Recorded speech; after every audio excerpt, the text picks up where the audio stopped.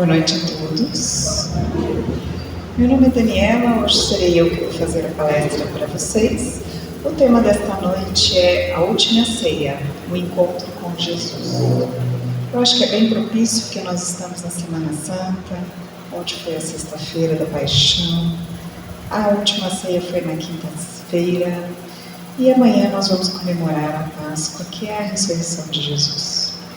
Então, eu vou pedir a vocês, antes de nós começarmos, que vocês me acompanhem numa oração, no Pai Nosso, pedindo a Jesus, o nosso mestre e amigo, nossos mentores, nossos anjos da guarda, que estejam conosco hoje, nos auxiliando na compreensão das lições desta noite. Pai Nosso, que estais nos céus, santificado seja o vosso nome. Venha a nós o vosso reino. Seja feita a vossa vontade, assim na terra como nos céus. O pão nosso de cada dia nos dai hoje. Perdoai as nossas ofensas, assim como nós perdoamos a quem nos tem ofendido. E não nos deixeis cair em tentação, mas livrai-nos de todo mal, que assim seja, hoje e sempre. Amém. Então, esse que nós estamos mostrando aqui é esse livro que eu trouxe para vocês, que foi psicografado pelo nosso querido Francisco Cândido Xavier, o Chico Xavier, pelo espírito de Humberto de Campos. Ele é muito bonito porque ele traz detalhes do Evangelho de Jesus. O Evangelho, ele traz essas passagens, mas elas são bem curtinhas, sabe? E Humberto de Campos, ele vai detalhar as passagens de Jesus. Eu recomendo muito para aqueles que gostariam de saber mais sobre Jesus. Você encontra em PDF, você encontra para comprar na livraria, você encontra online, né? E hoje ele tem um capítulo, que é o capítulo 25, que é justamente da última ceia. E nesse capítulo, ele é um pouco grande, o que é que eu vou fazer? Eu vou lendo e nós vamos discutindo, porque são muitas mensagens que o Evangelho nos traz nesse último dia, neste último encontro de Jesus com os seus apóstolos, que foi a última ceia. Todas as passagens aqui também tem no Evangelho, mas aqui elas estão mais detalhadas, e aí a gente consegue ter mais noção da grandeza que foi Mestre Jesus. Então vamos lá.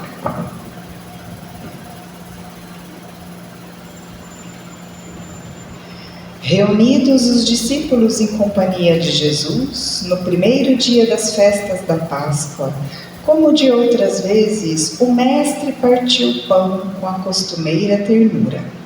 Seu olhar, contudo, embora não traísse a serenidade de todos os momentos, apresentava misterioso fulgor, como se sua alma naquele instante vibrasse ainda mais com os altos planos do invisível. Os companheiros comentavam com simplicidade e alegria os sentimentos do povo, enquanto o mestre meditava silencioso. Em dado instante, tendo feito-se longa pausa entre os apóstolos, o Messias acentuou com firmeza impressionante: Amados, é chegado a hora em que se cumprirá a profecia da Escritura.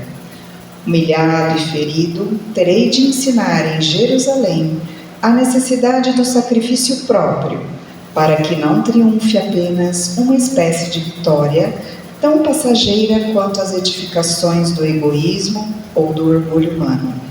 Os homens têm aplaudido em todos os tempos as tribunas douradas, as marchas retumbantes dos exércitos que se glorificam com os despojos sangrentos. Os grandes ambiciosos que dominaram a força, o espírito inquieto das multidões. Entretanto, eu vim de meu Pai para ensinar como triunfam os que tombam ao mundo, cumprindo um sagrado dever de amor, como mensageiros de um mundo melhor, onde reinam o bem e a verdade. Minha vitória é a dos que sabem ser derrotados entre os homens. para triunfarem com Deus, na divina construção de suas obras, imolando-se com alegria para a glória de uma vida maior. Vamos fazer uma pausa nessa fala de Jesus. Olha isso, vou resumir aqui para vocês. Eu vim de meu Pai para ensinar como triunfam os que tombam no mundo. Minha vitória é a dos que sabem ser derrotados entre os homens para triunfarem com Deus. Parece estranho? Ou não? Muitas vezes nós mesmos, espíritas, somos taxados de bobos, não é? Sonhadores, porque nós fazemos o bem, porque nós buscamos melhorar. Às vezes somos enganados, ridicularizados, não é verdade? Por esse amor que já nasceu em nosso coração. Para o mundo, nós podemos ser os derrotados, mas para Jesus, nós somos os que triunfam na vontade de Deus. Perceberam o recado que ele estava dando aos apóstolos? O que ele estava dizendo aos apóstolos? Não espere que o mundo reconheça a grandeza dos meus ensinamentos. E numa outra passagem ele disse: vocês serão colocados em frente a tribunais, perseguidos por causa do meu nome. Nós também seremos ridicularizados por querermos ser bons, seremos taxados de bobos por querermos seguir o Mestre Jesus. Mas nós não devemos desistir, porque aqueles que o mundo chama de derrotados são os triunfadores para Deus. Bonito, né? Vamos continuar com o livro?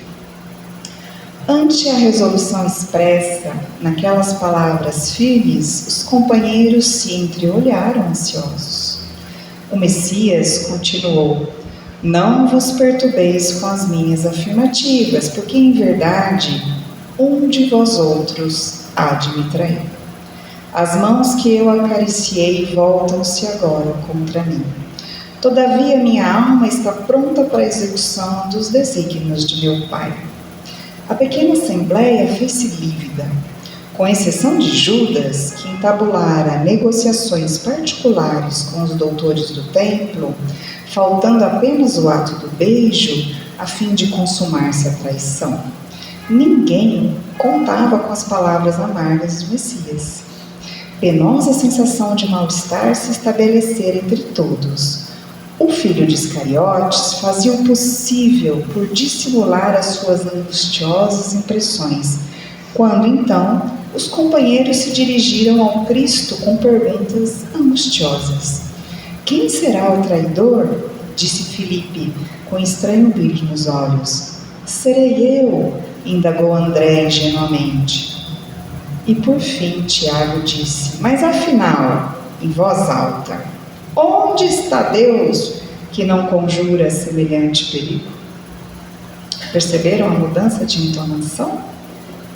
Uns preocupados se seriam eles os traidores, outro revoltoso contra Deus, que não estava vendo que o seu filho seria martirizado. Percebe? Vamos ver a resposta de Jesus? Jesus, então, que se mantivera em silêncio ante as primeiras interrogações, ergueu o olhar para Tiago e advertiu: Tiago, faze calar a voz da tua pouca confiança na sabedoria que nos rege os destinos. Uma das maiores virtudes do discípulo do Evangelho é a de estar sempre pronto ao chamado da providência divina. Não importa onde e como seja o testemunho de nossa fé. O essencial é revelar-nos na nossa união com Deus em todas as circunstâncias. É indispensável não esquecer a nossa condição de servas de Deus, para bem lhe atendermos o chamado nas horas de tranquilidade ou de sofrimento. Olha que interessante a resposta do Mestre. Será que nós não somos um pouco parecidos com Tiago? Quando a vida nos dá coisas boas, a gente agradece, né? Mas quando a vida nos dá coisas difíceis, uma doença, a perda de um ente querido, será que nós também nos revoltamos? Onde está Deus?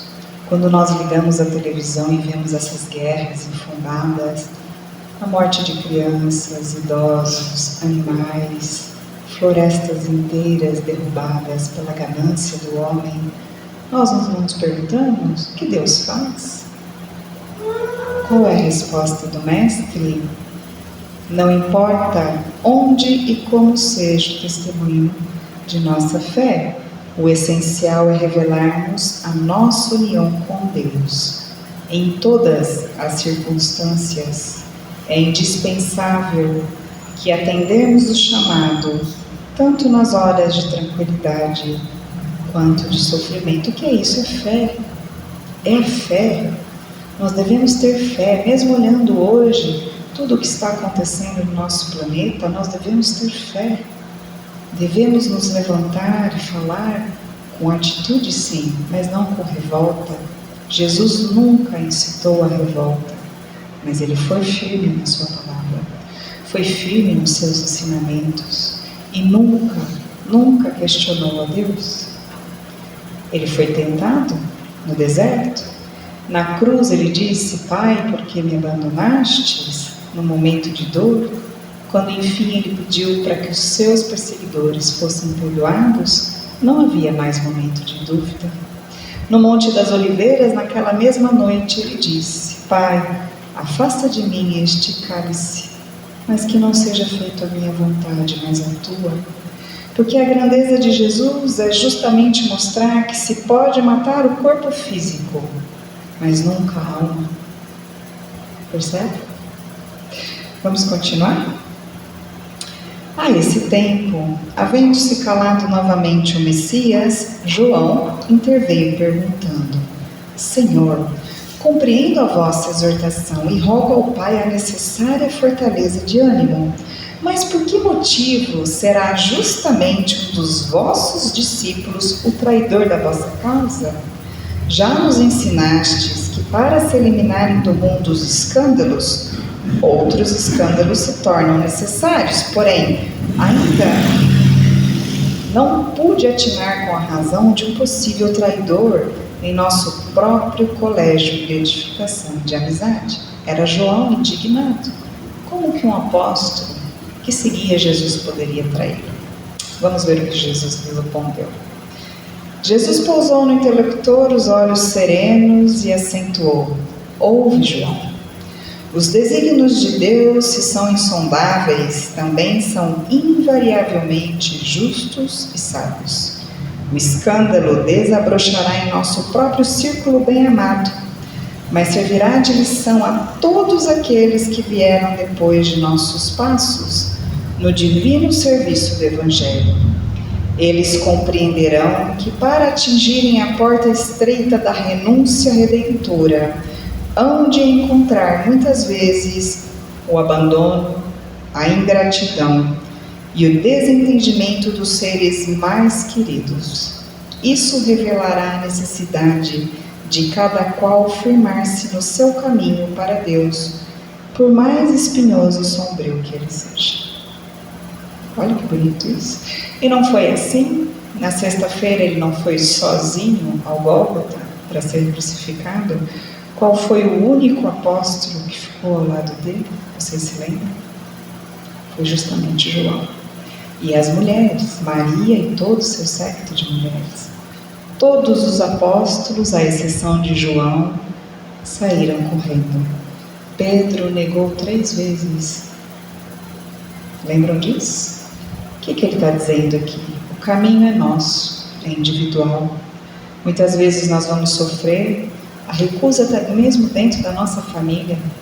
Quantos de nós estão aqui hoje sozinhos, porque nossos filhos, parceiros, esposas, maridos, mães, não estão junto conosco nessa caminhada? Quantos de nós sofremos em nossas próprias famílias o deboche por queremos ser melhor? Um pouco, não é assim? Essa é a mensagem do Cristo para nós. Os apóstolos impressionaram-se vivamente com as derradeiras palavras do Mestre, e João passou a meditar sobre os seus ensinos. Continuando então. As sensações de estranheza perduraram em toda a assembleia. Jesus então levantou-se, oferecendo a cada companheiro um pedaço de pão, e exclamou: tomai e comei, este é o meu corpo. Em seguida, servindo a todos uma pequena bilha de vinho, acrescentou: bebei, que este é o meu sangue, dentro do Novo Testamento, a confirmar as verdades de Deus. Os discípulos lhe acolheram a suave recomendação, naturalmente surpreendidos. E Simão Pedro, sem dissimular a sua incompreensão dos símbolos, interrogou: mestre, o que vem a ser tudo isso? E Jesus disse: amados, está muito próximo o nosso último instante do trabalho em conjunto, e quero reiterar-vos as minhas recomendações de amor, feitas desde o primeiro do dia consolado. Este pão significa o do banquete do Evangelho, e este vinho é o sinal do Espírito renovador dos meus ensinamentos. Constituirão os dois o símbolo de nossa comunhão perene, no sagrado idealismo do amor, com que operaremos no mundo até o último dia. Todos os que partilharem conosco através do tempo deste pão eterno e deste vinho sagrado da alma, terão o espírito fecundado pela luz gloriosa do reino de Deus, que representa o objetivo santo de nossos destinos. É a comunhão, né? Que foi incorporada depois como símbolo na Igreja Católica. Ponderando a intensidade do esforço a ser empregado, né? Jesus ainda disse: imenso é o trabalho da redenção, mesmo porque tenho outras ovelhas que não são deste aprisco, mas o reino nos espera com sua eternidade luminosa. Ou seja, mais uma vez, Jesus reafirmava que o reino dele não era deste mundo, que existiam outros planetas, outras moradas nesse mesmo sistema solar, em dimensões diferentes, com almas que aguardam também o Messias, aguardam ser conduzidas pelo amor na evolução dos seus espíritos. Continuemos? Altamente tocados pelas exortações solenes, porém maravilhados com a falha e as promessas daquele reinado venturoso e sem fim, que ainda não podiam compreender claramente, prestem atenção nessa frase, a maioria dos discípulos começou a discutir as aspirações e conquistas do futuro. Enquanto Jesus se entretinha com João em observações afetuosas, os filhos de Alfeu examinavam com Tiago as possíveis realizações dos tempos vindouros, antecipando opiniões sobre qual dos companheiros poderia ser o maior de todos, quando chegasse o reino com as suas inauditas grandiosidades. Filipe afirmava a Simão Pedro que depois do triunfo, todos deveriam entrar em Nazaré para revelar aos doutores e aos ricos da cidade a sua superioridade espiritual. Levi dirigia-se a Tomé e fazia sentir que, verificada a vitória do Evangelho, se lhe constituía uma obrigação a marcha para o templo de Jerusalém ilustre, em que exigiriam dos seus poderes supremos. Tadeu esclarecia que o seu intento era dominar os mais fortes e impertinentes do mundo, para que aceitassem de qualquer modo a lição de Jesus. Percebe? O que parece isso para vocês? Os apóstolos entenderam a mensagem de Jesus? Não. Até hoje, não é? Muitas pessoas acham que seguem Jesus, um Jesus que é diferente do que está no Evangelho, na verdade. Quantas religiões não pregam um Jesus preconceituoso, um Jesus dominador, um Deus vingativo? Será que realmente esses são os ensinamentos de Jesus? E Jesus o que fez? Será que ele ficou bravo, gritou com os discípulos? Eu lá na universidade como professora teria dito: vocês estão dormindo? Estou dando aula aqui, vocês fizeram o quê? Né? Eu já estava dando bronca em todo mundo. Mas Jesus fez uma coisa muito diferente. O mestre interrompeu a sua palestra íntima com João e os observava. As discussões iam acirradas. As palavras maior de todos soavam insistentemente aos seus ouvidos. Parecia que os componentes do sagrado colégio estavam na véspera da divisão de uma conquista material e, como os triunfadores do mundo, cada qual desejava a maior parte da presa.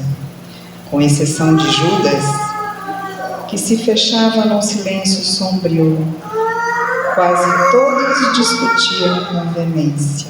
Sentindo-lhe incompreensão, o mestre pareceu contemplá-los com uma expressiva piedade. Neste instante, os apóstolos observaram que ele se erguia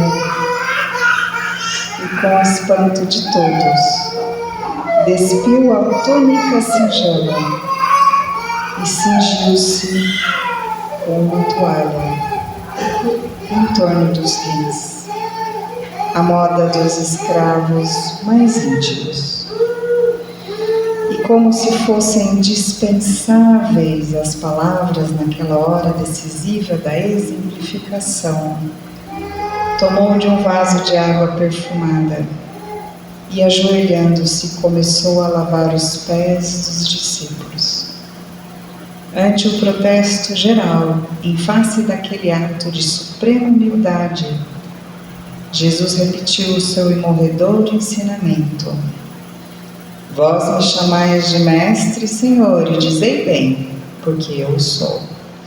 Se eu, o Senhor e o mestre, vos lavo os pés, deveis igualmente lavar os pés uns dos outros no caminho da vida.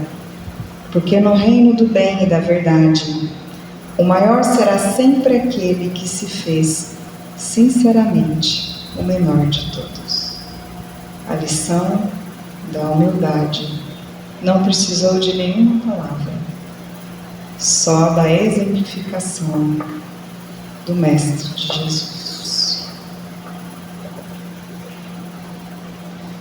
Esse aqui é um quadro que está lá no Museu do Prado, em Madrid, que chama, o Lava-Pés, de Jacobo Robusto Tintoretto.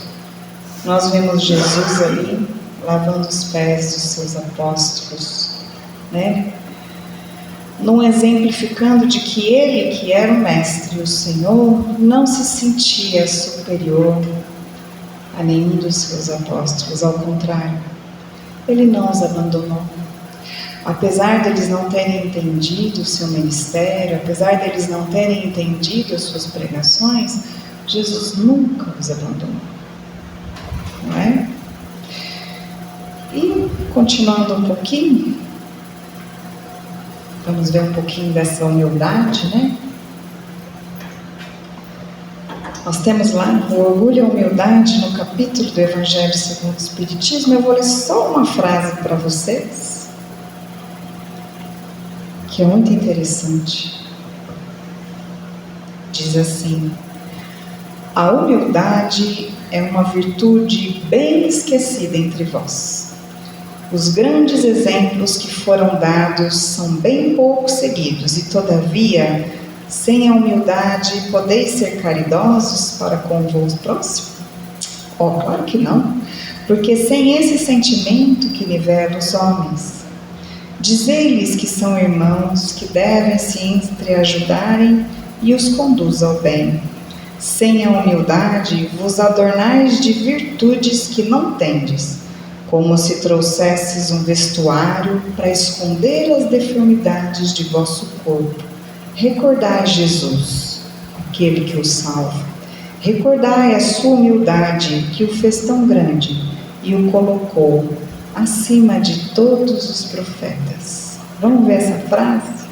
Essa frase para mim é uma das mais bonitas, olha só.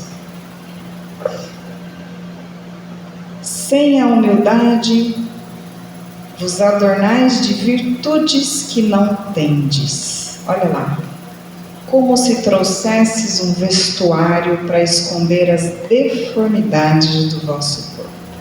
O que ele quis dizer com isso? Está lá no Evangelho. Vamos perguntar para quem pode nos ajudar, Neste livro aqui, Mereça Ser Feliz, Irmã Sidufo, o espírito que vai se manifestar através da mediunidade de Vanderlei de Oliveira, no capítulo 35 diz assim: humildade é a estrada de acesso para a felicidade. Vamos ver o que ela fala desse comentário do Evangelho? Ela diz assim, a humildade é o oposto do orgulho. As capas, lembra que o Evangelho fala de um vestuário? As capas que usamos para camuflar o nosso orgulho, fingindo que são humildade, nos prejudicam imensamente. Jesus deu muitos exemplos dos fariseus que chegavam, nas sinagogas, na frente das sinagogas, e faziam longas orações e depois roubavam as viúvas, não foi? Isso é um exemplo de falsa humildade. Isso é uma capa, uma aparência. A pessoa que vive de uma aparência, escondendo a sua verdadeira essência. Uma outra coisa que a irmã traz para nós é essa outra capa, A associação da humildade com pobreza de alma, com pobreza material, Olha o que ela diz: o universo é riqueza, a natureza é prodígio divino de abundância, pobreza é marca de mundos inferiores, é condição de seres que não se amam e nem tiveram alguém para amá-los. Interessante, Como a humildade é diferente da pobreza. Jesus era extremamente humilde, mas era rico em sentimentos. Ele sempre tinha uma palavra, para qualquer um de nós. Pessoas humildes sabem existir, diz a irmã Sidufo, não se permitindo os vícios da representação, da artificialidade, por isso são livres, ou seja, elas não são hipócritas, elas não precisam fingir que se importam, elas não precisam fingir que são melhores, elas conhecem as sombras que têm, porque nós todos temos sombras. Mas como diz Jung, quando você nega a sua sombra que está no seu inconsciente, você não consegue trabalhar com ela. Quando você reconhece a sua falibilidade, reconhece o traço que nós temos, que nós precisamos melhorar, você já passou ela para o consciente. E agora é só você ficar vigilante para poder tratar. Nós não precisamos fingir que somos perfeitos. Podemos nos amar com as imperfeições que temos. Esse é o caminho da evolução. As mudanças, então, interior, ela significa desapego, inclusive das capas. Eu não estou aqui dando uma palestra fingindo que eu sou uma pessoa superior, muito melhor do que vocês. Não sou, não. Quando o meu mentor disse para eu dar as palestras, ele disse assim, Dani, para ver se você aprende dando palestra, Porque está difícil. A primeira pessoa que escuta sou eu. Quando eu preparo, eu aprendo junto com eles. Lembra que Chico Xavier dizia, eu aprendo quanto eu não sei. Eu também. Quanto eu estou longe disso. Não é? Eu não sou melhor do que vocês. Ao contrário.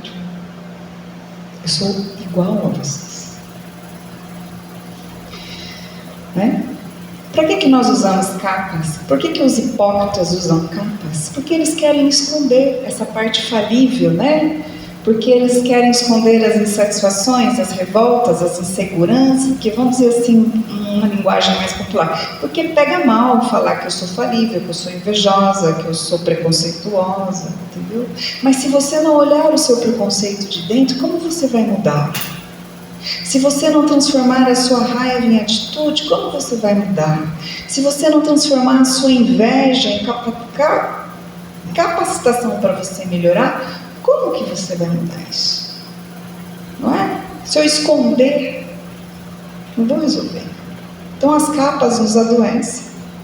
É isso que a irmã se diz. E agora, finalizando, com Jesus, esse nosso mestre maravilhoso, certa feita alguém chamou Jesus de bom e ele não aceitou, dizendo, a pessoa disse assim, bom mestre, e ele disse, por que me chamais de bom? Somente o Pai é bom. Por que Jesus disse isso? Ele não era bom? Claro, perto de nós ele era maravilhoso, mas perto de Deus, ele sabia que Deus era muito melhor do que ele. Mas na última ceia, que nós acabamos de ver, ele disse assim, junto aos seus discípulos, vós me chamais de mestre e senhor, e dizeis bem, porque eu sou. E deu a lição do lava os pés da misericórdia, não foi? Da humildade. O que é isso? Isso é humildade. É saber quem nós somos, nem mais, nem menos. É aceitar as nossas sombras, conhecer as nossas limitações, conhecer o que há de luz em nós e o que há de sombras, o que está bom, o que precisa mudar, sem hipocrisia, sem querer achar que somos melhores, que somos eleitos, que somos escolhidos. Nós não somos, mas nós somos muito amados, muito, não só por Deus, pelo Jesus, pelos nossos anjos da guarda, pelas pessoas que nos acompanham, os nossos antepassados.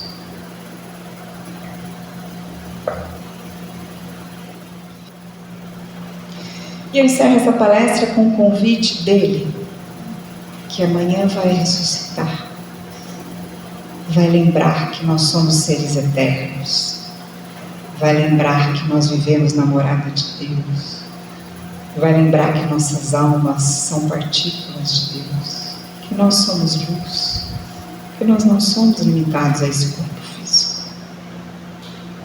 Fique então com o convite desse mestre amado, que diz assim, vinde a mim todos vós que sofreis, que estáis sobrecarregados, e eu vos aliviarei. Tomai o meu jugo sobre vós, e aprendei de mim, que sou brando e humilde de coração. E encontrareis o repouso de vossas almas, porque o meu jugo é suave, e o meu fardo é leve. E eu vou então voltar aqui, para a gente fazer a nossa oração de despedida. Eu gostaria que vocês me acompanhassem numa Ave Maria e que vocês mentalizassem uma luz azul muito suave, englobando todo o nosso planeta Terra, pacificando todo o nosso planeta Terra, fazendo com que acabem essas guerras, acabem essas tragédias, que o manto, como se o manto de Maria cobrisse e nos abençoasse todo o nosso planeta, pedindo a nossa Mãe Celestial. Ave Maria, cheia de graça, o Senhor é convosco. Bendita sois vós entre as mulheres, e bendito é o fruto do vosso ventre, Jesus. Santa Maria, Mãe de Jesus, rogai por nós, pecadores, agora e na hora de nosso desencarne.